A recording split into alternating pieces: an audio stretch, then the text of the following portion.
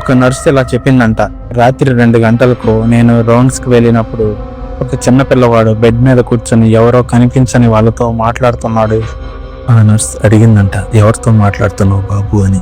అప్పుడు ఆ పిల్లాడు నెమ్మదిగా తిరిగి, అక్కడ అమ్మ ఉంది, ఆమె నన్ను తీసుకెళ్తానంటుంది అన్నాడంట. కానీ ఆ నర్స్ చూసింది, అక్కడ ఎవ్వరూ లేరు. ఆ హాస్పిటల్ పాతది, 1980లో నిర్మించారట. అక్కడే ఒక కేసు జరిగింది. ఒక పేద మహిళ తన బిడ్డతో వచ్చిందంట.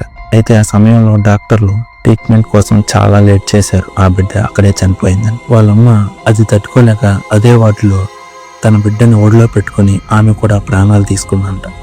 అప్పటి నుండి ఆమె ఆత్మ అక్కడే తిరుగుతుందంటారు. గైస్, అప్పటి నుంచి ఆ హాస్పిటల్లో జరిగే కొన్ని స్ట్రేంజ్ ఇన్సిడెంట్స్ గురించి మనం ఇప్పుడు చూద్దాం. అక్కడ కొంతమంది నర్సులు చెప్తుంటారంట, రాత్రి టైంలో పిల్లలు ఒకసారిగా ఏడుస్తుంటారంట. ఎవరో వాళ్ళని లాగుతున్నట్లు ఫీల్ అవుతారంట. కొంతమంది పిల్లలు అదే ఒక తెల్ల చీరలో ఉన్న అమ్మని చూసామని చెప్తూ ఉంటారంట. గైస్, ఈ స్టోరీలో మోస్ట్ టెరిఫైయింగ్ ఇన్సిడెంట్ వచ్చి, ఒకరోజు కొత్తగా ఒక నర్సు వచ్చిందంట. ఆమెకి ఇవేవి తెలియదు. ఒక రాత్రి డ్యూటీ చేస్తున్న టైంలో అప్పుడే అసలు కథ మొదలైంది. రాత్రి టైం 2:15 అలా అవుతుంది. ఒక బెడ్ దగ్గర పిల్లాడి శబ్దం వచ్చిందంట. అమ్మ నన్ను వదిలేయి అని. ఆ నర్సు పరిగెత్తుకుంటూ వెళ్ళిందంట. అక్కడ చూసింది, ఆ పిల్లాడు కొంచెం గాల్లో లేచినట్టుగా ఎవరో లాగుతున్నట్టుగా అనిపించిందంట. ఆమె దగ్గరికి వెళ్ళగానే ఒక్కసారిగా పిల్లాడు కింద పడిపోయాడంట.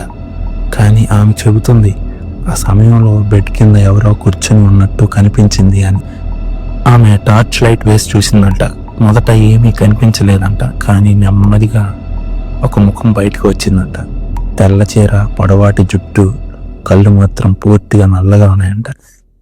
అది నవ్వుతూ, ఇవాళ ఈ పిల్లవాడు నావాడు అన్నట్టుగా చెప్పిందంట.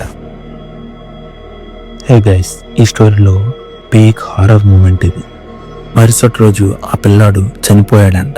డాక్టర్లు రీజన్ కూడా సరిగా చెప్పలేకపోయారంట. అక్కడ నుండి ఒక్కోసారి పిల్లలు మాయమవుతారంట. కొన్ని కేసుల్లో వాళ్ళ శరీరంపై ఘాట్లు కూడా ఉండేవంట.